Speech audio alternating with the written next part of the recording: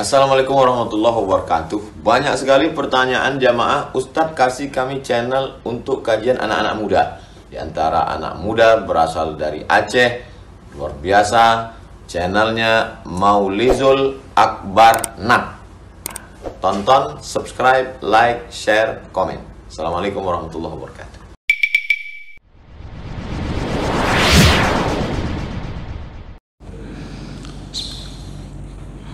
Assalamualaikum warahmatullahi wabarakatuh. Alhamdulillahi rabbil alamin, wa bihi nasta'in ala umuri dunya waddin.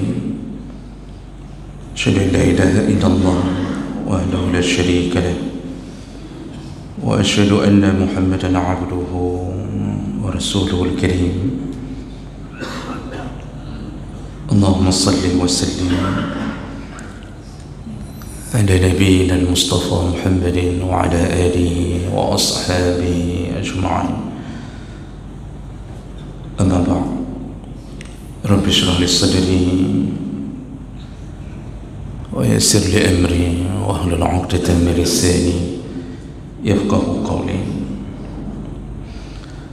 Segala puji bagi Allah, kemudian salawat dan salam pada Rasulullah, pada keluarga dan seluruh sahabat-sahabatnya.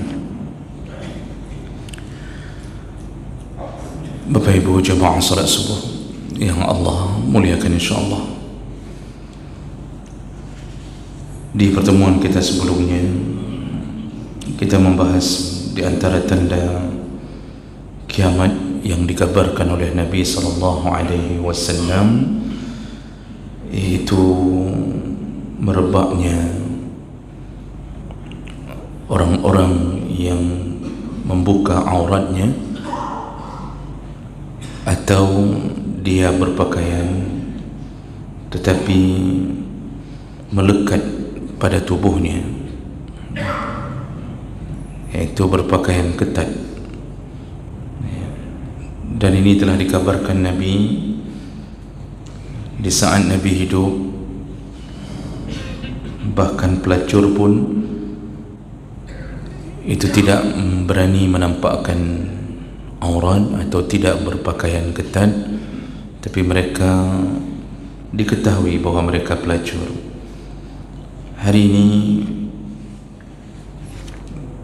seorang perempuan yang bukan pelacur pun, ketika kita melihat pakaiannya, maka kita tak bisa membedakan mana pelacur, mana bukan pelacur, saking merebaknya pakaian-pakaian ketat. Begitulah kata Nabi, kalau zaman itu telah bermunculan orang-orang yang berpakaian ketat, seksi, maka di situ telah terdapat satu tanda kiamat, bahawa kiamat akan segera datang.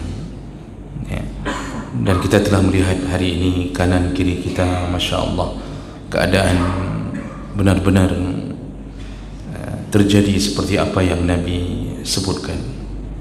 Mudah-mudahan Allah lindungi kita dan keluarga kita dari perkara seperti ini, karena kita juga sudah membacakan hadis di minggu yang lalu bahawa ada orang-orang yang menaiki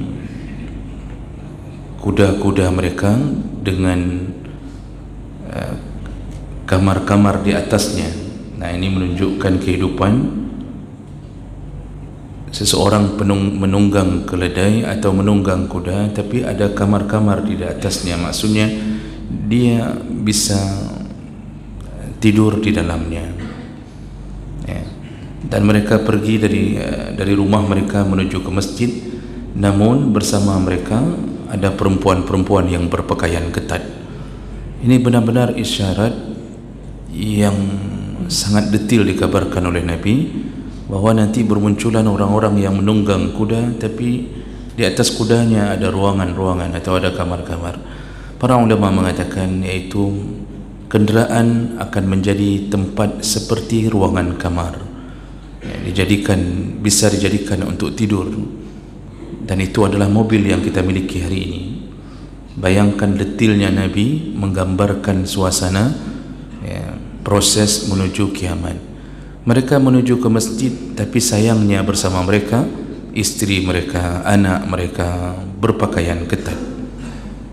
Maka berhati-hatilah yang sudah merasa nyaman, merasa aman di saat hanya berada di masjid tapi tak peduli dengan keadaan anak dan istrinya.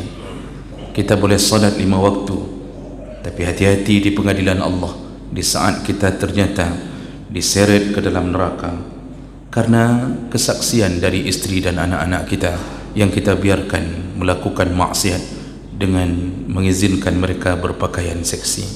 Berhati-hatilah dengan urusan ini. Baik, kita lanjutkan tanda berikutnya. Ini masih tanda-tanda kiamat kecil, tapi dari awal yang sudah kita bacakan dan sudah banyak pertemuan kita lakukan, masih banyak hadis yang menggambarkan tentang tanda-tanda kiamat kecil, dan yang sudah kita bacakan hampir 90% itu semuanya bermunculan, terjadi. Maka kita lihat tanda berikutnya berdasarkan hadis Nabi SAW, yaitu dari Huzaifah al-Yaman, qala Rasulullah SAW, Rasulullah berkata, la taqumus sa'ah, tidak akan terjadi kiamat hatta yakunu as'adan nas bid dunya Luqa ibnu Luqa. Kata Nabi, tidak akan terjadi kiamat sampai engkau mendapatkan sebuah fenomena bahawa yang paling hidup yang paling senang atau manusia yang paling senang hidupnya di saat itu yaitu Luqa bin Luqa. Dan ini dikuatkan dengan hadis yang lain dari Umar bin Al-Khattab radhiyallahu anhu. Hadis tadi riwayat Tirmizi dengan derajat yang hasan. Kemudian dibantu dengan hadis yang lain dari Umar bin Al-Khattab, qala Rasulullah sallallahu alaihi wasallam, Rasulullah berkata, min asyratis sa'ah, di antara tanda akan segera datangnya kiamat, ayyaghliba 'ala dunya Luqa bin Luqa. Di antara tanda akan terjadi kiamat yaitu orang yang paling sukses, yaghlib itu menang, pemenangnya yang paling sukses, yang paling bahagia di dunia, Luqa bin Luqa. Begitu Nabi menyebutkan. Dan hadis yang kedua ini itu juga termasuk hadis riwayat Tabrani dengan derajat yang sahih. Jemaah melakukan Allah Subhanahu wa taala. Jadi tanda kiamat berikutnya adalah bermunculannya sebuah keadaan bahawa yang hidup yang paling senang, artinya ada golongan orang yang hidupnya sangat senang di dunia. Siapa mereka? Luqa bin Luqa. Pertama, klausa pertama yang harus kita perhatikan, berarti ada sebuah zaman kelompok Luqa bin Luqa ini akan mendapatkan kehidupan yang mapan, yang sangat menyenangkan. Apa yang mereka mau mereka dapatkan, bahkan mereka bisa mendapatkan kedudukan di semua negeri. Nah, itu berarti ada sebuah perubahan gaya hidup. Banyak orang yang senang hidupnya, dan ini adalah Luqa bin Luqa. Maka klausa kedua yang ingin disebut oleh Nabi adalah siapa Luqa bin Luqa. Kalau kita baca tafsir hadis, maka Luqa bin Luqa itu bukan nama orang, tetapi sebutan atau gelar yang sering disematkan kepada orang-orang bodoh di kalangan orang-orang Arab terdahulu. Jadi Luqa bin Luqa ini sebutan untuk budak yang tidak punya pendidikan dan tidak punya harapan, tidak punya masa depan, dan mereka hidupnya benar-benar orang-orang rendahan. Itu dulu gelar yang diberikan adalah Luqa' bin Luqa'. Jadi bahasa Luqa' sendiri, Luqa'un itu artinya si bodoh. Si bodoh anaknya si bodoh. Nah, ternyata menjelang kiamat, mereka yang diberi gelar Luqa' bin Luqa' ini tiba-tiba muncul ke permukaan, dan mereka menjadi orang-orang yang paling menguasai negeri, paling mudah mendapatkan kekayaan, paling senang hidupnya, dan itu terjadi di saat negeri itu. Kalau kita sambung ke hadis yang sudah kita bahas sebelumnya, di saat negeri itu dipimpin oleh orang-orang yang bodoh. Karena kita sudah pernah bahas bahwa di antara tanda kiamat, bermunculannya orang-orang yang bodoh, al-lahud, lalu ditinggalkannya al-wa'ul. Wa'ul itu orang-orang pintar, orang-orang beragama, orang yang terpandang di masyarakat, diminta pandangannya, diminta pendapatnya, dan mereka mulai ditinggalkan. Maka orang berkiblat kepada at-tahud, yaitu orang-orang bodoh, orang-orang yang tidak faham agama. Nah, kelompok bodoh inilah yang kemudian menjadi pemimpin. Begitu mereka jadi pemimpin, maka terangkatlah seluruh orang-orang yang berada di bawahnya. Artinya sama-sama bodoh. Jadi kalau dalam dunia politik, ketika pemimpin yang bodoh sudah memimpin, maka dia perlu mempertahankan kekuasaannya. Kalau dia mengangkat orang-orang yang pintar, orang saleh, orang bertakwa, maka terancamlah kekuasaannya. Untuk mempertahankan kekuasaannya, dia perlu sekaliber para penjilat yang tak peduli apakah negeri akan baik atau tidak, yang tak peduli masyarakat akan menjadi media dakwah mereka atau tidak.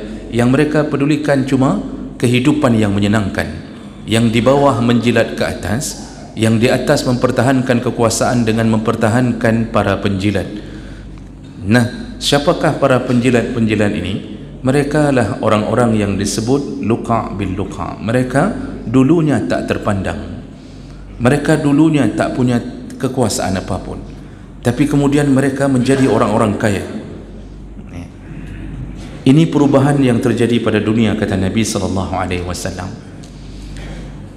Kalau kita hubungkan dengan hadis yang lain, ma'amulakan Allah, Nabi SAW ketika didatangi oleh malaikat Jibril untuk menanyakan atau mengajarkan tentang iman, Islam dan ihsan, maka kemudian di ujung hadis itu sering disebut dengan hadis Jibril. Di ujung hadis itu kemudian Jibril menanyakan kepada Nabi, kapan kiamat? Kata Rasulullah, yang bertanya lebih tahu daripada yang ditanya. Lalu kata Jibril, baik, kalau begitu sebutkan saja tanda-tandanya. Maka Rasulullah menyebutkan di depan Jibril yang menjelma jadi manusia, di depan para sahabat yang lain. Di antara tanda yang disebutkan oleh Nabi, antalidal amah rabbataha. Kiamat itu akan terjadi ketika seorang budak perempuan melahirkan majikannya. Ketika seorang budak perempuan melahirkan majikannya. Di antara tafsir yang menyebutkan tentang apa maksud ini, yaitu budak sudah berada di atas kedudukan majikannya. Karena dulu budak itu tak diberi kuasa untuk menuntut ilmu. Tugas mereka mengabdi, melayani. Mereka kemudian kalau sudah tak dipakai, dijual. Jadi seperti kita menjual barang second, diletakkan harga, bisa dinego. Begitu rendahnya dulu perbudakan. Dan ternyata di ujung zaman, kata Nabi, budak-budak ini kemudian melahirkan majikannya. Maksudnya mereka berada di atas majikannya. Kekayaannya, kekuasaannya Begitulah tanda kalau itu sudah terjadi, kata Rasulullah, itu berarti mau kiamat tu. Lalu ingat kembali hadis Nabi juga di dalam hadis yang sama, Rasulullah kemudian juga menyebutkan di antara tanda kiamat yaitu orang-orang yang dulu berkaki telanjang, kemudian tidak memakai baju, ri'a asya, lalu mereka kerjanya menggembala kambing. Yatatawaluna fil bunyan, mereka inilah nanti di ujung zaman yang berlomba-lomba meninggi-ninggikan bangunan, berlomba-lomba meninggikan bangunan. Tapi kalimat yang Nabi sebutkan, siapa kelompok yang akan berlomba-lomba meninggikan bangunan, yaitu mereka yang hufatan urla ri'a asya, yang dulunya hidup tak memakai sandal, kemudian bertelanjang dada, maksudnya tak pakai baju, tak pakai sandal, tak pakai baju, kerjanya menggembala kambing. Mereka ini kelompok yang meninggikan bangunan. Kita baca tafsir hadisnya, ternyata yang dimaksud oleh Nabi lah orang-orang Arab terdahulu, itu berada di padang pasir. Kelompok-kelompok yang tak berpendidikan berada di padang pasir dan kerja mereka adalah menggembala kambing, dan mereka tak memakai baju, bahkan tak memakai sandal. Ternyata kelompok itu nanti di ujung zaman diberi oleh Allah sebuah perubahan, mereka berubah menjadi orang-orang kaya yang mendadak, berubah menjadi orang-orang kaya mendadak. Mulailah mereka memimpin negeri, dan apa yang mereka lakukan, berlomba-lomba membangun infrastruktur. Yatatawaluna fil bunyan, jadi berlomba-lomba antara satu negeri ini dengan negeri yang lain. Dia akan di dalam kepalanya, kita harus membuat bangunan yang lebih tinggi daripada negeri itu, kita harus menambahkan lagi berapa tingkat ke atas untuk menjadi bangunan tertinggi di dunia. Dan itu muncul di pikiran orang yang dulunya tidak terperhatikan. Maka berkuasalah kelompoknya orang-orang bodoh di akhir zaman. Kalau ini terjadi Bapak Ibu, maka tak lama lagi kiamat itu akan segera datang. Jadi jemaah melakukan Allah Subhanahu wa taala, tertangkap dalam pikiran kita, ternyata apa yang dulu Nabi sebutkan hari ini telah berada di hadapan mata kita. Coba lihatlah bagaimana keadaan satu negeri, bukan hanya di negeri kita Bapak Ibu, di negeri-negeri di luar kita juga begitu. Coba lihat kebodohan merajalela, pendidikan bahkan dijadikan sebagai ajang memamerkan kebodohan. Ini seharusnya pendidikan itu mengajak orang berfikir jernih, tahu untuk apa hidup, tahu tujuan hidup. Tapi apa yang terjadi? Didirikanlah universitas, cukup banyak jumlahnya, fakultas dibuka terus ditambah satu persatu. Tapi apa yang diajarkan? Diajarkan untuk hidup di dunia, diajarkan untuk bagaimana mendesain riba, diajarkan bagaimana cara memperkuat ekonomi negeri. Jarang sekali kemudian yang mengajarkan bersiap-siaplah untuk hidup bahagia di surga Allah. Kan itu semua pengajaran Nabi. Nabi mengajarkan sahabat di saat Nabi hidup disebut sebaik-baiknya zaman. Apa yang Nabi ajarkan? Akhirat. Nabi mengatakan fikirkan akhirat, tapi jangan lupakan dunia. Allah pun menyebut dalam Al-Quran, fikirkan akhirat, jangan lupakan dunia. Jadi bahasa jangan lupakan dunia itu menunjukkan dunia itu nomor 2, karena dunia itu pun akan meninggalkanmu. Kalau engkau tak tinggalkan dulu, kalau engkau tak meninggalkan dia lebih dahulu, maka dia akan meninggalkanmu nanti. Dan hidup, tak ada yang mengatakan hidup di dunia itu bisa menyenangkan, tak ada, karena desain dunia memang bukan untuk istirahat. Tapi Masya Allah, Nabi mengajarkan siapkan bekal menuju ke negeri yang abadi, menuju ke negeri yang hidup selama-lama tanpa ada rasa takut, tidak ada rasa dizalimi, tidak akan ada sesuatu apapun yang menyakiti engkau. Makanan disiapkan. Hari ini Bapak Ibu, kita baru dengar di mana ada beasiswa yang dikasih makan, kuliah gratis, lalu kemudian diberikan uang saku, lalu diberikan tiket untuk pulang tiap tahun, kemudian diberikan ini, diberikan itu. Itu saja kita kejar habis-habisan, berlomba. Yang diloloskan 50 orang, yang daftar 10.000 orang, demi mendapatkan fasilitas supaya bisa hidup nyaman. Itu kita kejar. Tapi akhirat yang Allah telah menjamin, tak usah kerja, tak usah fikirkan lagi kapan dibuka lagi tes PNS, kapan dibuka lagi, tak usah fikirkan itu. Semua aku jamin, kata Allah. Hidupmu walahum ma yad'un, apapun yang mereka inginkan ku beri, kata Allah. Ya, hidup kalian hanya berleha-leha, hanya berbaring-baring di atas sofa-sofa, ya, 'alal araik, hanya berbaring-baring saja. Lalu mau minta makan, silakan ku berikan, mau minta minum ku nampakkan kekuasaanku, kata Allah. Ku kirimkan wa kutufuha daniyah, kalau engkau ingin makan buah-buahan, ku dekatkan pohonnya ke mulutmu. Tak perlu tanam, tak perlu cari bibit, tak perlu ambil air untuk menyiram pohonnya. Hiduplah bahagia. Itu tak lagi diajarkan. Jadi diajarkan apa? Kebodohan. Disuruh tuntut ilmu 4 tahun, lalu semua nasihat-nasihat yang keluar itu hanya ngejar dunia. Ini kalian harus belajar bagus-bagus. Kalau ijazah kalian itu 3,9, maka kalian akan daftar di sini, daftar di sana, daftar di situ. Padahal tak daftar pun gaji telah ditetapkan Allah Subhanahu wa taala. Yang tak PNS pun Allah hidupkan dengan rezeki yang telah ditetapkan dari Lauhul Mahfuznya. Cuma bedanya orang yang tuntut itu lebih cepat keluarnya daripada orang yang tak menuntut. Tapi kalau itu tujuannya, apa bedanya hidup kita dengan orang-orang yang menuntut? Sama-sama rezeki telah dijamin, hanya beda cepat keluar dengan lambat keluar. Yang tamatan SD lambat keluarnya, ya, sehari depannya begini. Yang sudah jadi profesor cepat keluarnya. Baru ketuk mic saja, belum ucap salam sudah 200.000, ucap salam tambah 500.000, bicara 1 jam 10 juta bawa pulang uang. Apakah itu mengubah nasibnya? Memang itu takdir Allah menjadi rezekinya. Lalu apa yang menjadi perbedaan kita? Tak ada. Kalau hanya mengejar kebodohan di dunia. Maka jemaah melakukan Allah Subhanahu wa taala. Lihatlah bagaimana Nabi kita yang mulia telah menggambarkan, hati-hatilah ketika kita hidup, ya, merebaknya kebodohan. Dan orang-orang bodoh itulah orang-orang yang paling senang hidupnya ketika hampir kiamat datang. Ya, jadi penjual sabu-sabu, Pak Mas, Masya Allah, dulu di kampung, ya, itu kerjanya, kalau kita misal tanya ke seseorang itu yang jual sabu-sabu itu rumahnya sudah besar sekali, Pak, ya, kemudian hidup bahagia, apapun dia lakukan dia dapat. Itu karena Masya Allah 1 on saja. Berapa 1 on, Pak? Ini ada yang pura-pura tak mengetahui ni, ya. Masya Allah. Kalau ditanya di kampungnya siapa dia, maka semua akan mengatakan mupa ni na Jihoroji, mana ada dia dulu begini hanya kebut Jihoroji, tapi jinau kaya dah, lihatlah udah kaya sekali dia. Apa kerjanya? Jual sabu. Dipuja-puji, ya. Jadi begitu hidup menjelang akhir zaman, yang bodoh naik ke atas.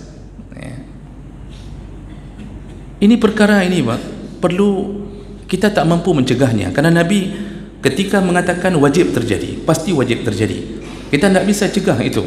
Cuma yang bisa kita cegah apa? Disitulah kadang-kadang kita berfikir, kenapa Allah ketika mengeluarkan kalimat qu anfusakum wa ahlikum nara, jagalah dirimu dan keluargamu. Hari ini kita sadar ternyata kita tak mampu mengubah dunia, kita tak mampu mengubah takdir Allah. Yang kita mampu, jagalah dirimu dan keluargamu. Kirimkan anak-anak, ya, menuju ke tempat-tempat yang mulia. Hari ini kita harus, ketika kita suruh anak-anak menghafal Quran, diejek oleh orang. Apa kerja menghafal Quran saja? Apa manfaat? Ya, Quran tu tak perlu dihafal, tinggal buka Google saja, klik ayat berapa, keluar sendiri. Apa manfaatnya hafal Quran? Kemudian direndahkan, ya, direndahkan. Lalu kalau kita mengatakan mau ke mana anaknya dimasukin, mau dimasukin ke pesantren. Alah, pesantren nanti paling sambungnya YN, kemudian nanti paling jadi penghulu, paling jadi penyuluh, paling jadi penceramah saja. Mereka tak tahu penceramah hari ini mobil Pajero semua, Pak, kecuali yang sedang berdiri ini, Pak. Jadi jemaah melakukan Allah Subhanahu wa taala, kejarlah akhirat, maka dunia akan mengikut di belakangmu, kata Nabi. Tapi kalau engkau kejar dunia, akhirat engkau belum tentu engkau dapatkan. Maka tak ada orang yang mengejar akhirat lalu kemudian ditinggalkan oleh dunia. Tidak, semua bersujud kepada orang yang mengejar akhirat. Jangan jadi kelompok yang berada di dalam golongan orang-orang bodoh, yaitu luka bil luka, hanya mengandalkan hidup bahagia. Sudah bodoh, lalu kemudian jadi pemimpin, tak faham agama, di masjid tak pernah nampak, waktu bicara pun bicaranya hanya kedudukan dunia. Itu bicara di depan jamaah, di depan orang banyak, di depan rakyat. Kalau bicara sesama mereka, pasti mereka akan mengeluarkan kalimat ikena urujihna, begitu Pak. Aku dulu, itu kalau bicara sesama orang bodoh, Pak, ike rojihna, gampung kan, cukup, ini menang-menang kata dia. Saya dulu di kampung tu, ini memang saya bandelnya luar biasa, saya tak pernah salat, kata dia. Sampai sekarang pun sudah jadi pemimpin, saya tak salat juga. Cuma keluar gaji sekali keluar, Pak, Masya Allah, gaji pokok 30 juta, ditunjang dari kanan menjadi 40 juta, ditunjang dari kiri, pokoknya kena tunjang saja, itu belum tambah lagi sekali teken proyek 100 juta, masuk proyek 100 juta, dalam sebulan bisa dapat ratusan juta. Siapa mereka? Luka bin Luka, orang bodoh sudah jadi orang paling bahagia. Dan lihatlah hari ini, ternyata kiamat hampir dekat. Maka bertakwalah kepada Allah, jagalah diri, jagalah keluarga. Mudah-mudahan Allah menghindarkan kita dari kelompoknya Luka bin Luka. Subhanakallahumma bihamdika, asyhadu an la ilaha illa anta, astaghfiruka wa atubu ilaik. Wassalamu alaikum warahmatullahi wabarakatuh.